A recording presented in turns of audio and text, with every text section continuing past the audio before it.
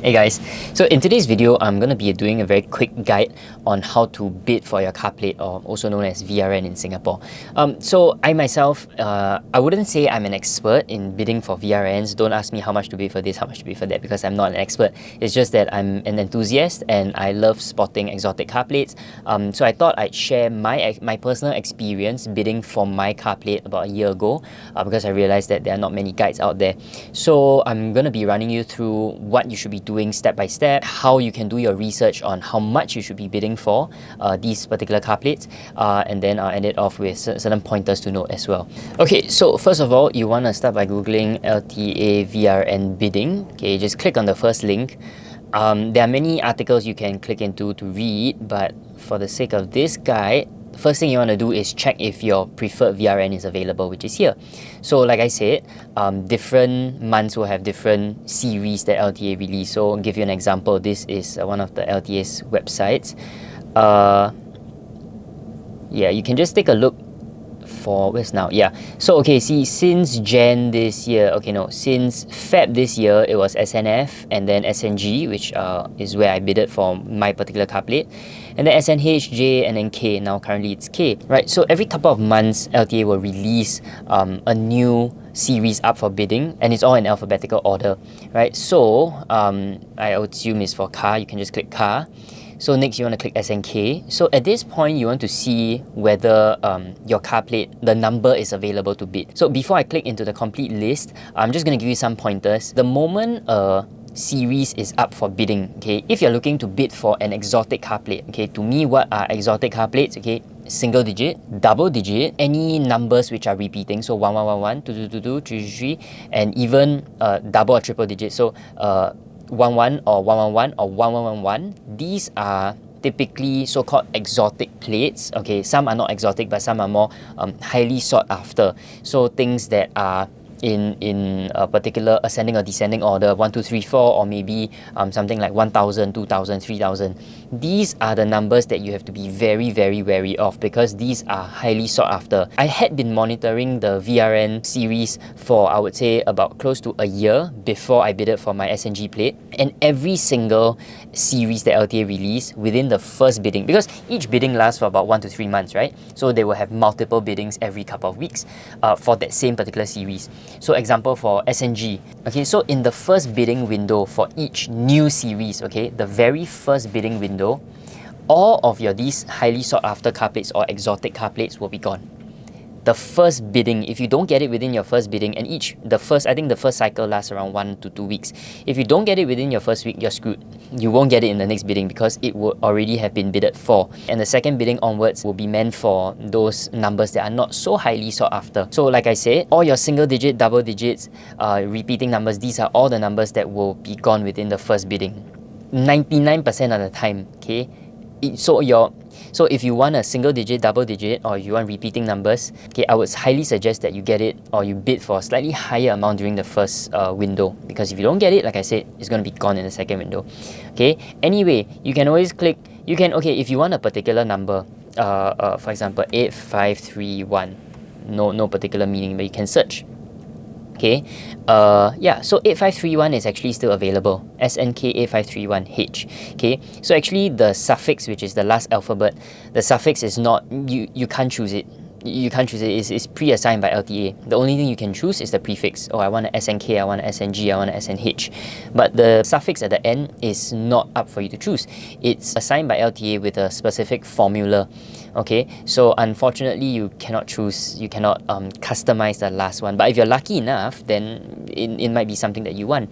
Okay, so they actually do have 8531 here. So actually this is something that you can bid for.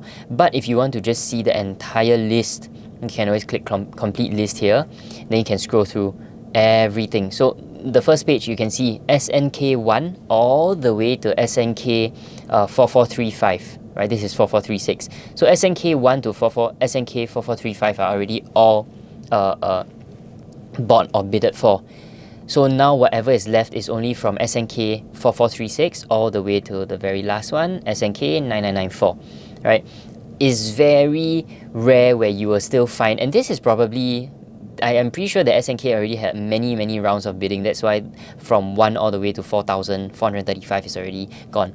But trust me when I say, if you want a repeated number, if you want the more highly sought after numbers, go for it in the first bidding. If not, you won't get it. Okay, especially for myself, I cared about the prefix. I wanted SNG. Like my carplate is SNG4L. I am not bidding for it for the 4. Like other people, they just want 4 because maybe it's a lucky number for them. They can go for any other rounds. They don't really care. Like SNK4, they can go for SLU4, whatever it is. But for me, I wanted SNG4L because it's a very cute story to tell, right? And it's going to be like a family heirloom, you know, something like that. So I wanted it to be, I had to get the SNG because that's my surname, right? So I bidded for a little bit more, and I knew if I didn't get it in the first round, someone else would have gotten it, right? Okay, so just to share a bit more of how these bidding rounds work. If, let's say, the minimum you bid for, I believe, is $1,000. Don't know if it has changed. Yeah, correct. It's still the same. Minimum bid is $1,000. You can read a bit more here if you want to. But if you're lucky enough, let's say a random number like SNK 4459K, you can bid $1,001. So you can bid $1,000. If no one else bids for it and the weekly bidding ends, then you get the carplate, right? But if you bid $1,001 and someone else bidded $1,002, then the carplate will go to him. So it's all closed bidding. You don't get a chance to see who else bids so and so. If not, then if it's open bidding, then it's just going to be a bidding war, right? So it's closed bidding. Just go with the flow, right? It's open bidding. You can go with your gut feel, or you can do a little bit of research. But if you ask me, these random numbers, if you want something that is really specific, it really has a specific meaning and to you only and not to other people, like maybe 4135. These kind of numbers, they're random. I would say if you really want it, you can bid maybe 1001, 1002, because these don't have a significant meaning to other people. So you don't have to bid that high of an amount. But if you're looking for numbers that are slightly more sought after, like I said, then you might want to bid for a slightly higher amount. So exactly how much should you be bidding for then? Okay, so there are multiple websites that you can use to reference or to do your research. I personally just use these 3 mainly just to see, based on these particular numbers, how much should I roughly bid for. So I give you an example. Let's say 2222. Okay, it's a 4-digit 2222. Okay, so you can see here, let's not look at the 2 prefix ones, okay, because these are very vintage. It's going to be very costly. So if you're looking at these 2222 with 3 prefix alphabets, this one's going for around 16,008. This is not a car plate, this is a bike plate, so let's not look at that. SNB is going for 22,000. SDY is going for around 18,000. SGE is going around 8,008. So you roughly know that the price for a 2222 car plate is between 8,000. Okay, let's take it as 9,000. It's between 9,000 to 20,000. Right? Essentially what you want to do is really just search for, this is 4-digit 222. What you really want to do is search for the different prices. I mean, what you can do is just take down a couple of prices. For example, 16,008, and then maybe SBC222Z is around 15,000, so on and so forth, right? You consolidate everything, you do a comparison. So this one is going for 13,008, this is 15,000, this is so on and so forth, 8,000. If you don't really care about, like I said, if you don't care about the prefix, then just buy the cheapest one, right? But if you're a bit more what they call it, pantang, if you're a bit more auspicious, then you don't really want to have any X's in your car plate, because X is a sign of death. I think it's like crossing out your life or something like that lah. But if you don't really care, you're not that auspicious, just go for it. So exactly why, this particular car plate is significantly cheaper than other 2222s, I'm not sure, right? But what you want to do is really just do a cross comparison. So even SG Carmart, they also sell, but the unfortunate thing about SG Carmart is that you cannot search the number. You have to actually slowly scroll through and then go and find it. But like I said, just do a cross comparison and then get an average of the prices that you see online. So if the average is going to be around 15,000 for this particular car plate, you maybe want to bid like 20-25% lesser than that, so somewhere between 11 to 12,000. If you are not in a hurry, you can just bid for maybe 30-40% lesser than that, maybe 10,000, and then see but then again, I mean, if you're going to bid 10,000 might as well you just bid. You just go and buy this SGE 2222D, right? So, like I said, it's a lot of research, and you have to go and decide for yourself whether you want that particular prefix, you want a new prefix, or what do you want, right? So once you have decided, then you can go into the bidding. So this is the research part of bidding for your VRN. Okay. So next, back to this. If you have decided, okay, I want to bid for this particular car plate, then what you can do is submit your bid, right? Step 2 is submit your bid. Okay, so you can read, I'm not going to read through all this, you can read it yourself. Essentially, there will be okay, so submit your bid online. Okay, there will be only certain timings and certain days that you can do your bidding, okay? So just take note of that, exactly when, exactly what time you can refer to their website.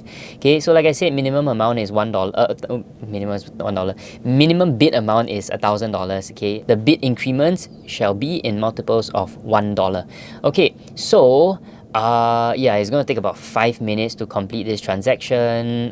So what you want to do is, I believe the main bid exercise refers to the very first round 1 of a new bidding series. Okay, so I believe this one is called the weekly bid exercise because SNK has been running for a couple of months already. So you click the weekly bid exercise. If it's the very first one, then you click the main bid exercise. The bid amount is however much you want to bid for lah. Let's say you're looking at just now what did we look at? Okay, let's just say 4436. Okay, 4436. 4436, like I said, is a random number, so you don't have to bid that much for it. You can even bid 1,100 just to be safe in case someone bids $1,001, right? Vehicle type is going to be car. Okay, then your choice 1. Okay, so this is how it works. There will be 3 choices at max. How it works is, so I give you an example. Let's say this is the main bid exercise. It's a fresh new exercise. Okay, there are all the numbers that you can choose. Okay, I want let's say I want 3. I want single digit 3. Okay, I know it's not available, but let's just say I want 3. Okay, but at the same time, I don't mind having other numbers. If I am not able to get 3, I don't mind, say, 5. Of course, like I said, I know it's not available now, so that's why it's showing this error. And I also don't mind 9. Okay, what I can do is actually place all these in terms of in my order lah, right? So the number I really want 3 the most, I don't mind getting 5, and if I don't get 5, I don't mind getting 9. Okay, but how it works is you can only put 1 bid amount, so be very careful. How it works is you'll be bidding, let's say for 3, I would say it's at least 50,000. Okay, so if I want a 3, I'm going to bid 50,000 for it, and if I don't get a 3, this 50,000 will be used to bid for 5. And if I still don't get 5, then this 50,000 will be used for 9.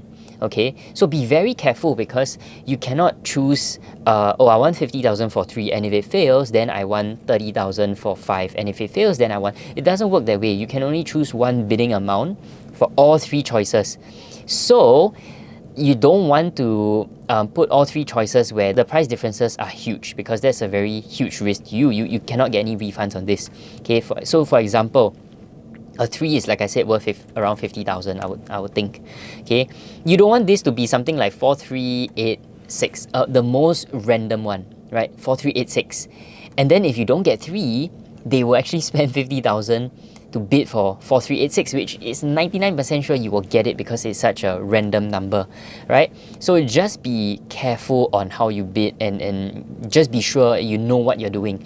Okay, so what if I want 3 numbers that are not worth the same amount? Then how? Okay, unfortunately, I was facing a very similar issue.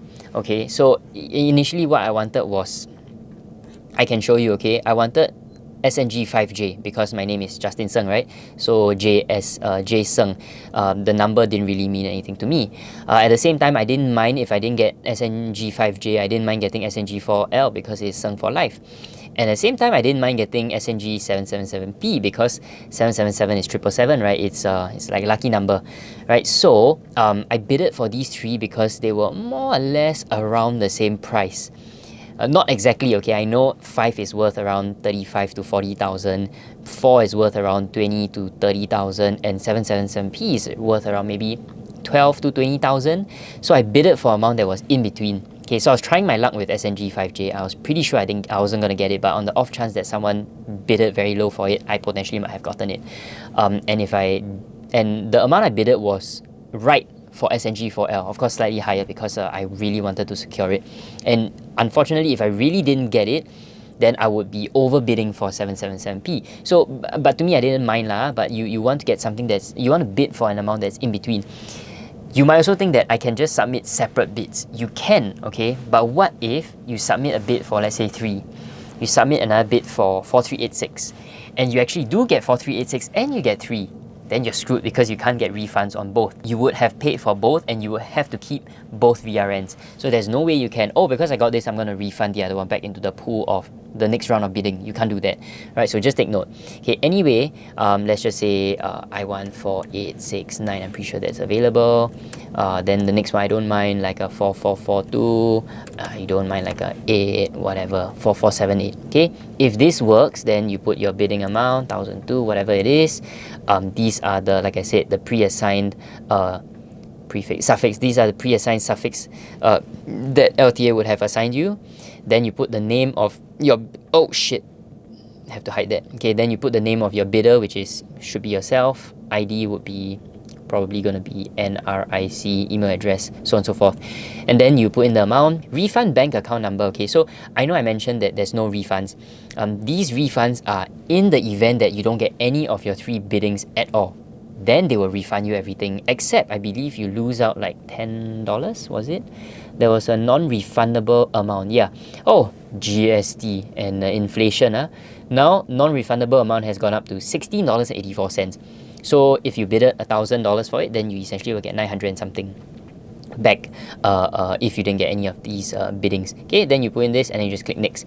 So you just follow through. It's very straightforward. Like I said, after you submit your bidding and you pay for it, they will deduct this amount, and then you see back then it was only $10.70. Now it's $16 plus. Jesus Christ. Inflation is really, my goodness. Okay, but anyway, this is it. They will show you the 1, 2 or 3 numbers that you bidded for, and then you wait for your outcome. Okay, so for me, let me check my Gmail. Okay, so next, after you have submitted your bidding, you have to wait for the exercise to end, and then they will let you know if you are successful or not. Okay, so this is the email that I received when they let me know that my bidding for SNG4L was successful. Right, so LTA will send you an email saying that, oh, your bid for VRN SNG4L is successful, right? And then they will run you through the different instructions on how to do this replacement. It's all here, I believe. Yeah, digital services, so on and so forth, and then you pay $321 as a replacement fee. Right, so okay, I think that's essentially it. I don't have anything else to cover, but that is how I did my bidding, and hopefully this guide serves you well. If you have any other questions, feel free to leave these questions in the comments below. I will reply you as soon as possible. So that brings us to the end of the video, and I'll see you guys in the next one. Bye.